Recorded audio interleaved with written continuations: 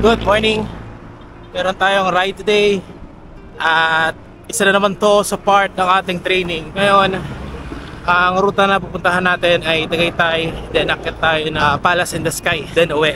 Dadaan tayo sa Gentry and then Amadeo, tapos dadaan tayo ng Praying Hands, then rekta tayo sa papuntang Palace in the Sky.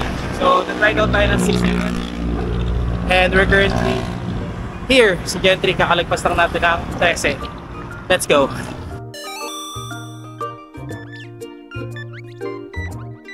Okay, let's go.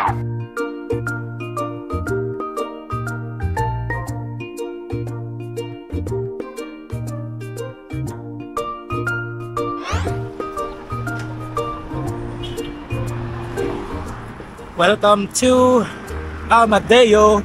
At guys, umaambon na. Kung makikita nyo, isa pa sa nagpapahirap sa akin ngayon meron ako sipon. Kaya medyo hirap-hirap tayo pumadyak, pero hindi naman ganun kalala. Nag-iisip na ako ng ibang ruta kung sakali kapag mas malala at lumakas yung ulan, mag-iba tayo ng ruta. Pero sa ngayon, dire-diretso muna tayo hanggat mahina pa yung ambon. Yun.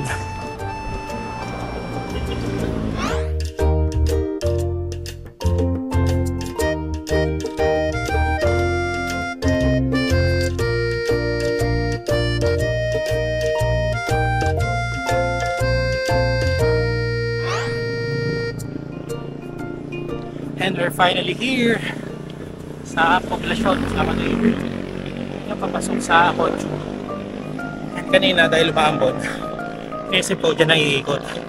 Pero mukhang tuloy-tuloy pa tayo kasi tumigil yung ambon. At kapag nandito ka na sa lugar na to, dumaan ka ng Gentry or Concho, pakit ng Amadeo, sigurado tapos mo na yung mga ahon na talagang matatarik. Ngayon, rolling pa rin to hanggang makarating tayo ng Tagaytay as always. Pero mas tolerable. So, let's go.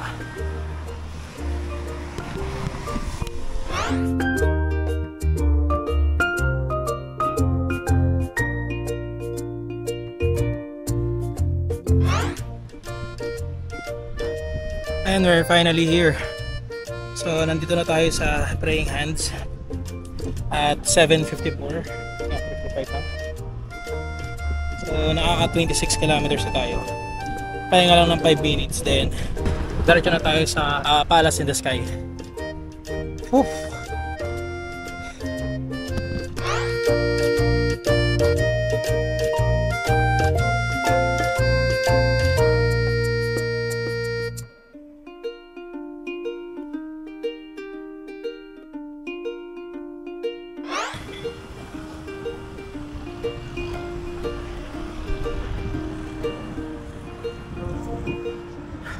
Talagpasan na natin yung turn papuntang Santa Rosa Tagaytay Road, which will end you up sa Novali.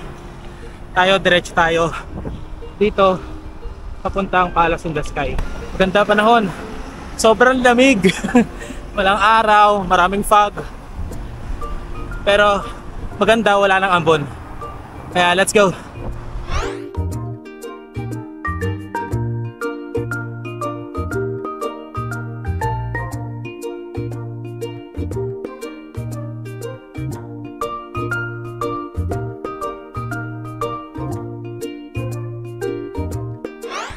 Nandito na tayo guys. Yan yung papuntang Repal. Ito naman yung papuntang Palace in the Sky. Grabe yung fog. So it's 8:40 and alam ko naman hindi tayo pwede umakyat sa taas, pero subukan pa rin natin, no?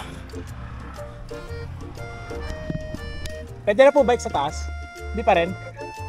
Okay. Hindi, okay na. Bawal pa rin guys. So gawin natin, baba na lang tayo ng Repal bago tayo lumaga pa uwi. Ayan, so dito tayo ngayon, bababa sa papuntang Repal. So gusto nyo pumunta ng Repal pero di pa kayo confident na ahunin Pambal Ahon, Barcos Mansion, at yung last 3 or 2 kilometers na talagang matarik pag makarating ng Repal via Barangay Casillo. Ibigay ko na dito. Dito na tayo. Grabe.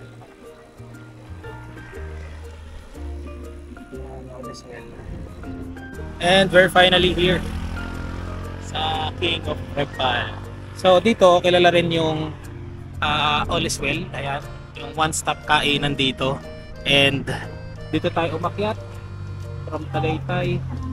Pwede tayo bumaba dito papuntang Dapdap East or pababa ng Nuvali. And also that's the other way around. Kung gusto mong umakyat dito, pwede kang dyan umakyat pero mas matarik yung daanan dyan. Ayan. So ngayon nakaka 38 kilometers na tayo and current time is 8:49 AM. Ayan, grabe ang hamog at lamig. Pero let's head back home para makapagtrabaho pa tayo since it is Tuesday morning and syempre meron pa rin tayong work. So I think that's it for our Tuesday ride. See you guys again on our next ride. Ingat!